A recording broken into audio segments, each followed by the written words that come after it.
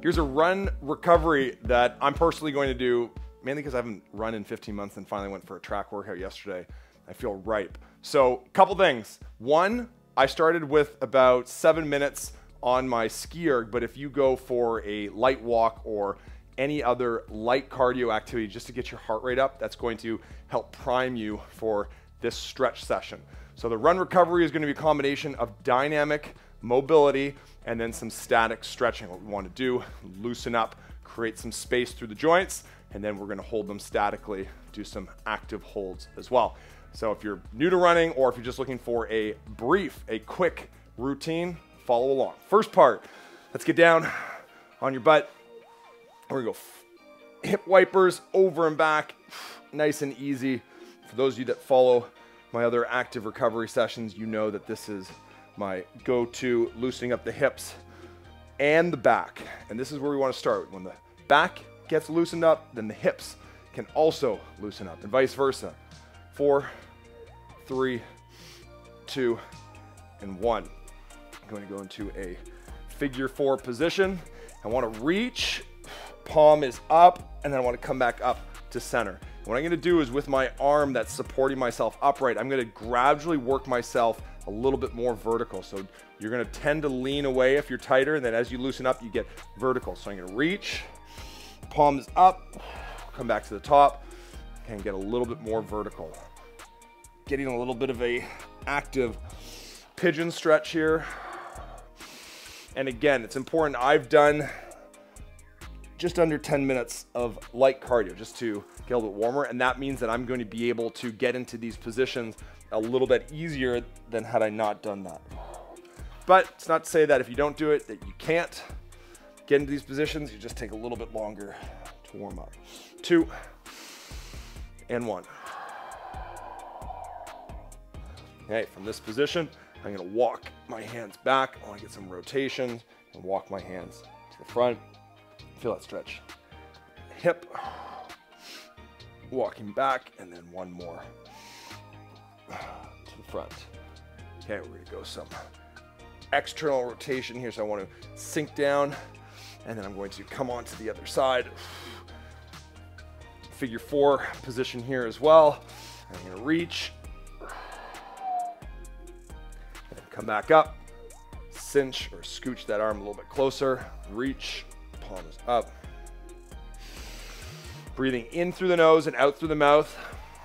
Big deep breaths. Big exhales helps increase body temperature, will warm you up, allow you to get deeper into the stretches, promote a little bit more circulation of all the nutrients that you're going to need to help recover. In through the nose, out through the mouth. Last one here.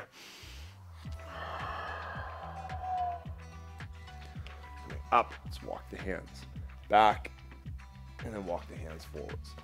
This is my go-to. We get after these hips, then we can get into the spine. This is going to be much shorter. The active recovery sessions that I do are around 40 to 50 minutes, but this is going to be a much shorter one. So we move through this a little bit faster. Those of you that are used to, we're going to go into our cross-legged position. I'm going to alternate this a couple times here. I want to go into the figure 4. Now, as I do this, I don't want to use my arms, touch the ground, activate through the hips, hinge, back and forth. So for those of you that do the regular active recovery, it's going to feel like we're rushing through it. But again, the goal, and really when you're stiff, it's not about just statically stretching the stiff muscles to try and get rid of that discomfort. It's about getting movement through the joints, increasing your heart rate, which subsequently increases your blood flow to help flush out anything that's making you feel stiff. So this is the most effective way to help get rid of soreness. Now, I'm not promising that it's gone at the end of this, but you'll be flushed out more so than you would for the rest of the day after doing this. Okay, so I continue to work on this. Hinge, noticing the hips especially tight. Hinge forwards. Back to the top, 1 more cycle. Original leg. Hinge. cross-legged. And back, center. Let's flip into little back flexion extensions now. Now we've loosened up the hips, tuck the chin around the spine, separate the shoulder blades, and then extend. Look up to the ceiling, tailbone up to the ceiling. Just a couple here. And extend. One more.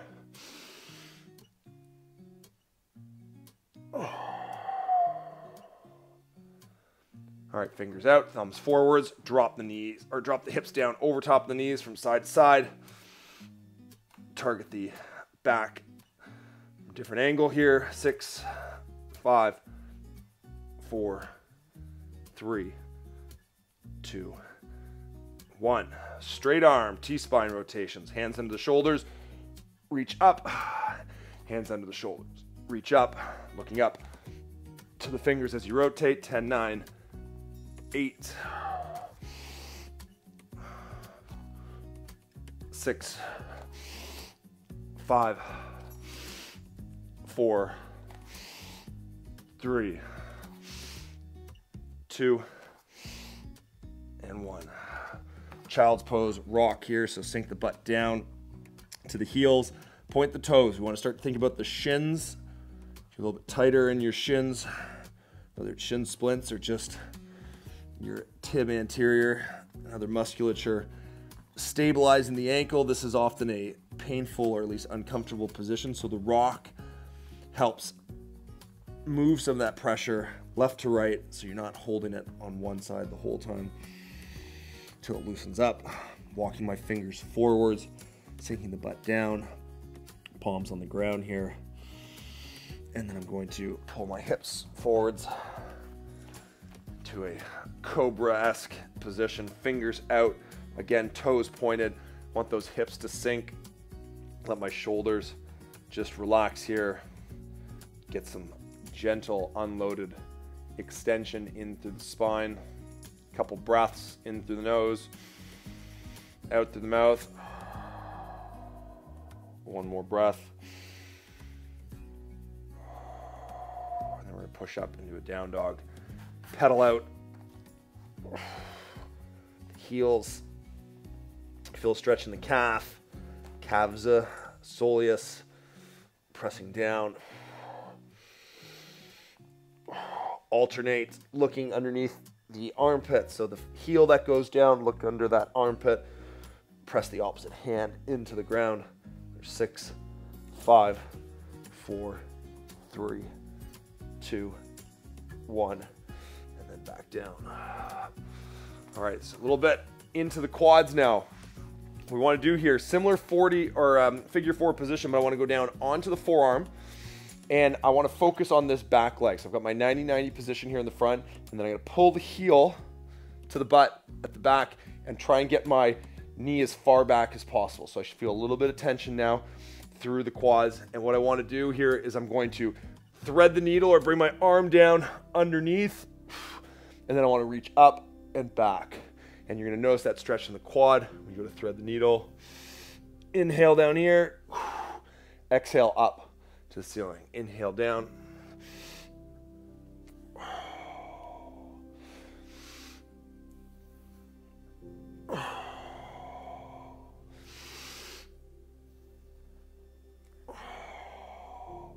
And I really favor these, I would say in the last year's been a write-off, haven't been running.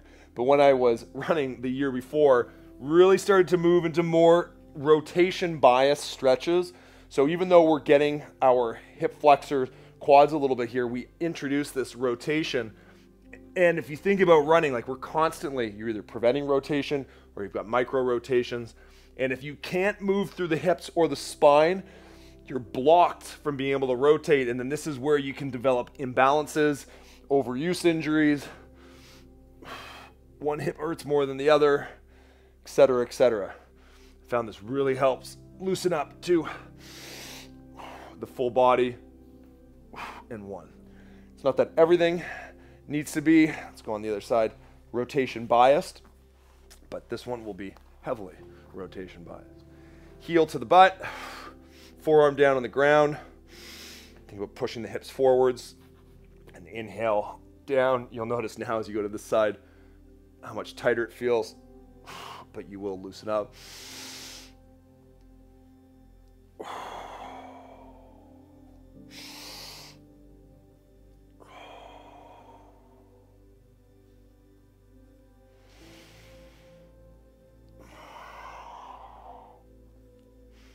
Keep the breathing going in through the nose, out through the mouth. If you need to keep scooching that knee back, bring the heel to the butt to readjust, create a little bit more tension, go ahead and do so.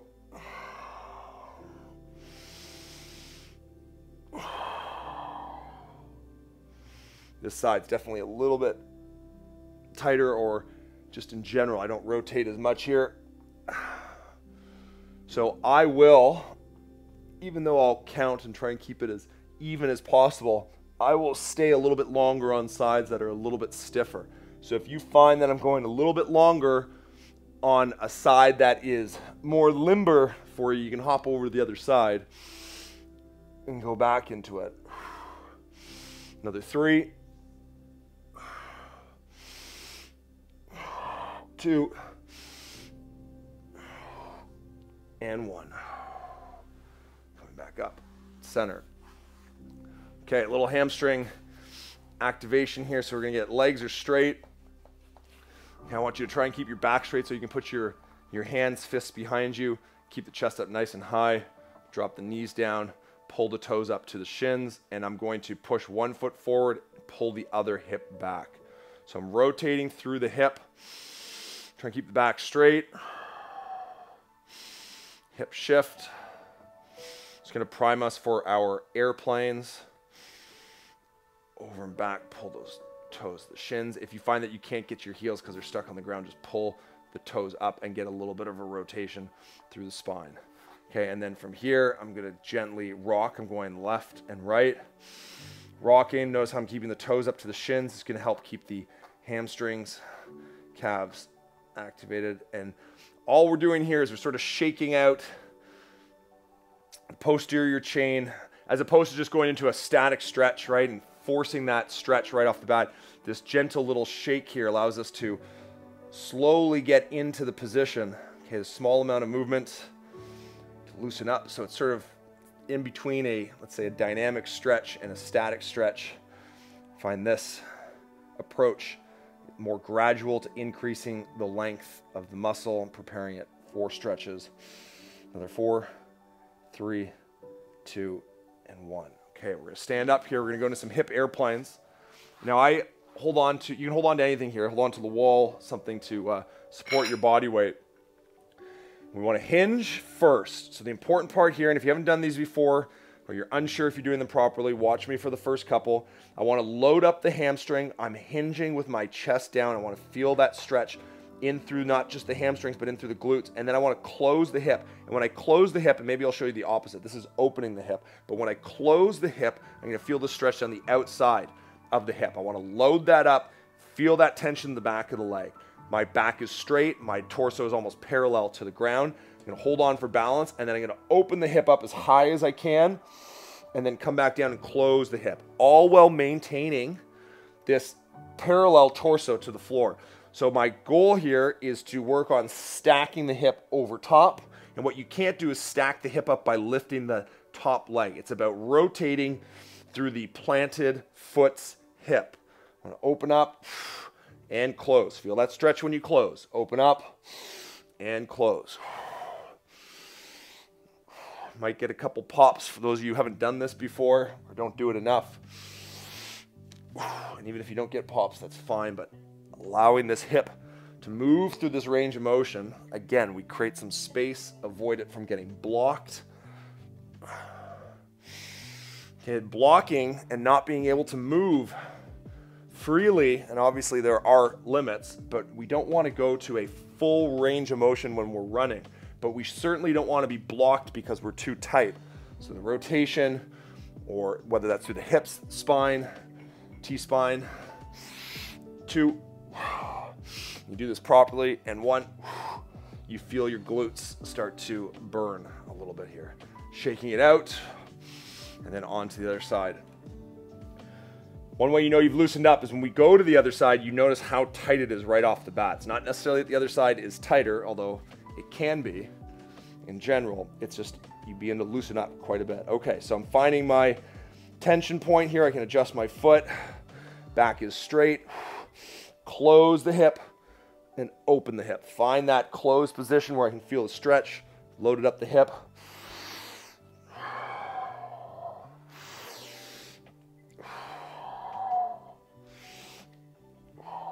Couple clicks.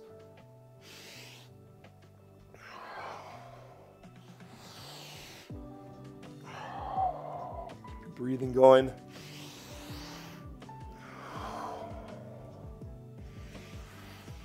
When I'm not talking, I'm breathing a lot more. It's not that I'm forcing the breath, but I am making a conscious effort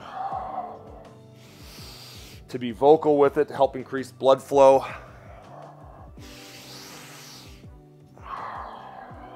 This side I stay a little bit longer on. It's tighter generally than the left. Let's go 5, 4, 3, 2, 1, and good. I could do that one a lot. Okay, rotating just to loosen up through those hips. And let's go into the frog. Knees out wide, feet close together but not touching, and then just a gentle pulse back. So I want to gently pulse back, butt coming to the heels, in through the nose, out through the mouth. Find that stretch in through the hips, in through the nose, out through the mouth. Find an even stretch left and right. So adjust your left foot or left knee, right knee, so you feel the stretch evenly. And then play with the angle of your hips. You move your hips to one side, you'll feel that bias. But we want to try and find a straight forward and back pulse here. Adjust those knees, you move your feet around, and then once we're here, found it, we're going to go into some internal rotation. Hand comes forward, and then I rotate. Hand comes forward, rotate that back foot. Hips back each time on the pulse.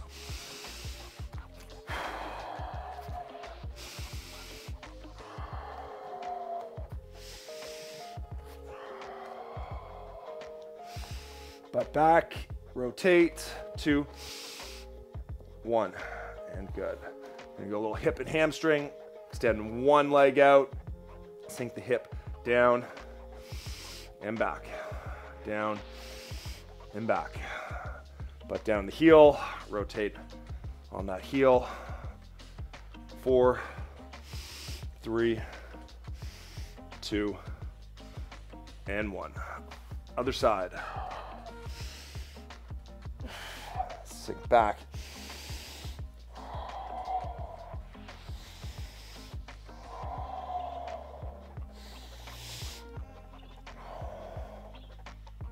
One of the questions after we ran was, what stretches should I do afterwards? Honestly, I have probably done fewer static stretches as of late, just because I look at the benefit. It's not that it necessarily decreases any of the stiffness. 2, 1, and good.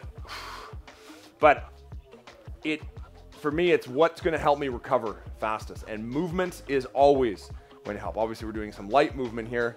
Okay, so now what we're doing is hips forwards. We're going to begin to go into a saddle stretch. So as I say, I don't do a ton of static stretching. There are some strategic ones that I like to do, which we're going to finish off with here.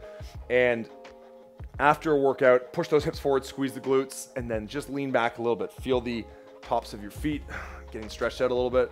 So as I hold this position, I'm getting a little bit of extension, but I'm activating through the glutes, getting the quads active. So what I'll do is, what is it that's going to help me recover the fastest? And it's not static stretching.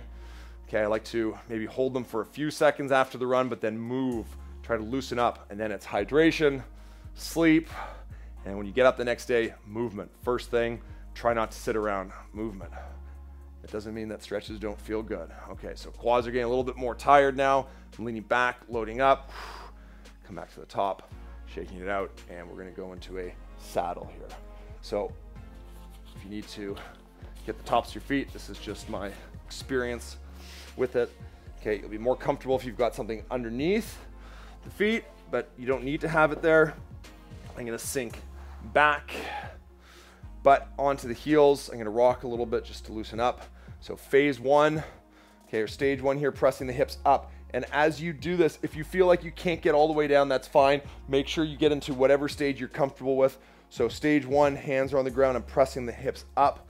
Stay here if you can't go in to stage two, which is forearms down on the ground, hips up. And then stage three is on your back. If you are mobile and you know, you can go down into that. I am focusing on extending through the hips. At this point, loosening up through the ankles as well. So one of the reasons why I have not put a block under my ankles, which I normally do here, is a goal. I want to get my ankles a little bit more, focus on this hip flexion. We're not holding it for that long. I'm going to attempt stage three. Head down on the ground, back onto the ground if you can, and hips are up. A couple deep breaths. Stay whatever stage you can maintain. Loosening up. 3, 2, 1. Coming up for that minute stretch. And then we're going to counter this with some calves and hamstrings. So similar to what we were doing with the pedal out. Okay, now I want to hold one side. So I press one heel down into the ground, almost in a sprinter's position. You can go fingers or tops of your hands. And I'm loading up the back of the leg. So hamstring, a little bit of calf as well. And then what I'm slowly doing is bending the knee. But as I bend the knee, I am not getting rid of tension. I'm just transferring it. So now it goes from the hamstring, upper calf, down into the soleus, Achilles area. So I hold this position and then I come back up to a straight knee. It's subtle, but now when I straighten the knee, go into the hamstring, calf, and I've now ratcheted up a little bit more, get a little bit more of a stretch, and then come back down. Same thing, soleus, and then pushing back up, straightening out the knee. In through the nose, out through the mouth. One more cycle here. Go into soleus. Straighten the legs. And switch sides. If you need to take a little break, shake out the arms. Let's come up onto the other side. Okay, start with the straight leg. I've got my other foot just as a kickstand. Feel that stretch. Make sure your toes are pointing forwards. You don't want them open. You want good mechanics here. And then slowly bend the knee, but maintain tension. Keep the heel on the ground, even though some of that weight's going to transfer a little bit more into the ball of the foot when the knee's bent. And then straighten the leg, ratchet into the hamstring. Bend the knee, maintain tension.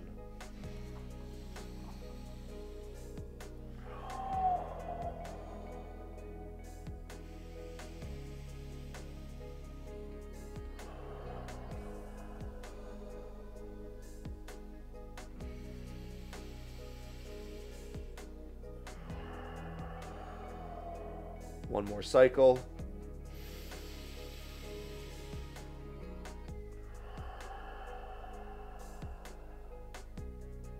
Back up.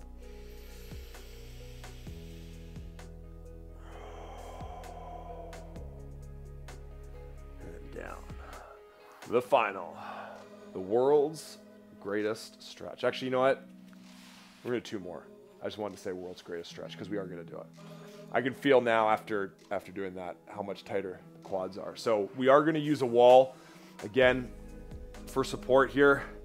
Going to get into a gentle quad stretch. So what I like about the half kneeling quad stretch, so I can hold on for balance, but this allows me to target through the hip and through the quad without having to worry about balance. You know, when you're standing up, and then you don't need to worry about the other leg's stability because you start to get tired there. So with the staggered stance, so I've got one knee slightly behind the hip, one knee slightly in front of the hip. And I want to pull from the ankle, not, or I should say from the shin, not from the ankle. So this is an important distinction. I'm not pulling at the foot or the ankle. I want to pull from the shin. And it allows me to push my hip and leverage the hip into it so I can get a little bit more hip flexor. Don't need to worry too much about the foot like I was in the saddle. I just want to drive that hip forwards, not holding this for very long. In through the nose, out through the mouth. In through the nose, out through the mouth.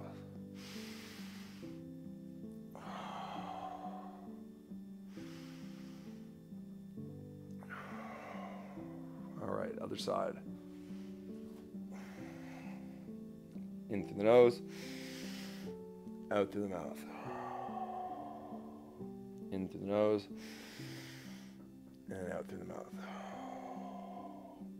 Keep driving. When I say drive, activate the hip coming forwards. Okay, again, so I've got my front knee slightly in front of the hip, my back knee slightly behind, pressing the hips forwards, in through the nose, out through the nose, or out through the mouth. You can do in through the nose, out through the nose. I find that you'll be a little bit more tense when you're holding this, unless you've been practicing nasal breathing for a while. Press it forwards from there. 3, 2, 1, and then let's go into the world's greatest stretch now. So, butt close to a wall, and then foot up onto the wall. You want to get really close. I think I should probably get these kettlebells out of here. So butt's nice and close. One foot up, other foot comes on top of the knee, like so. And then you just want enough distance so that your hip comes off of the ground. It's not touching the ground when you let the hip sink down. The foot against the wall. Okay, our leverage point, and then I'm going to use my arms, push against the knee, and then just sink into it. So we get a good external rotator stretch, so the outside of the hip.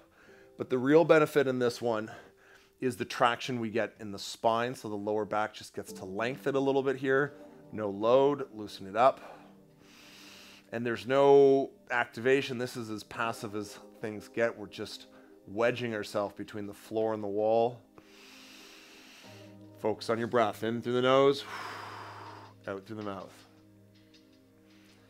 When we used to do the longer stretch classes, this would be easily, you can hold this 5 to 10 minutes per side. The goal here is just to loosen up. By the time this is all said and done, it'll be just under 30 minutes. And yes, you can do a shorter stretch session. It's obviously not as thorough. Personally, I find I just won't loosen up as much. It's almost like if I did half of this time, I would have spent half of the time without getting 90% of the benefit from it. Whereas if I do the full amount, I get the full benefit. That didn't make any sense. I'm going to try to explain that one again. If I spend 15 minutes stretching as opposed to doing this full 30, I just will not loosen up, but I will have still spent 15 minutes stretching. So I make sure that I'm investing the 20 to 30 minutes. But again, I did that walk before. Allows me to get even deeper into these stretches. Another 5 seconds. 4, 3, 2, 1. So point is, if I were only to do 15 minutes, I might only get 10% of the benefit. Whereas as soon as I get into that 20 to 30 minute range, that's where the real benefits come in. And it's sort of a lot like strength. Like when you do strength training, just say you're doing 8 to 10 reps. The first 5, 6, 7 reps, those are primers. It's the last 2, 3 reps, especially the last one, that you force out where the fitness is made, where the strength is made. That's why, you never want to have someone spotting you, unless of course it's to save your life. But you don't want someone helping you lift a bar up, right? That's where the biggest benefit comes in. It's getting those last reps in. So I find the same thing here when we get into any of the workouts, but these recovery workouts, if I don't get past that threshold, I'm not able to fully benefit from the effects of this run recovery.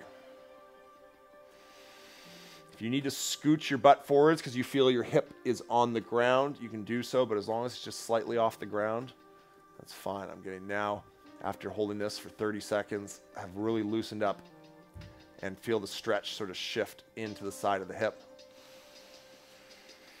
In through the nose, out through the nose. Every exhale, try to get a little bit deeper into it.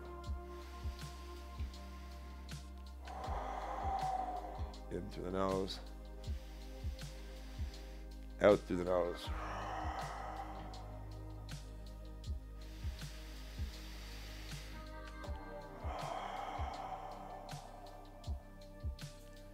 Lean to one side here, loosen up.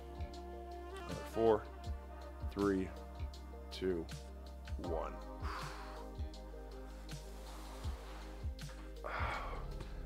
Good. All right, a little good run recovery, different than our regular active recovery. That goal is to help improve the single arm overhead squat. But with this, recover from your run, feel a little bit better. Remember, don't sit, drink lots of water. That's gonna help reduce the stiffness, and movement over static stretching will help flush out whatever's left too. See you in the next one.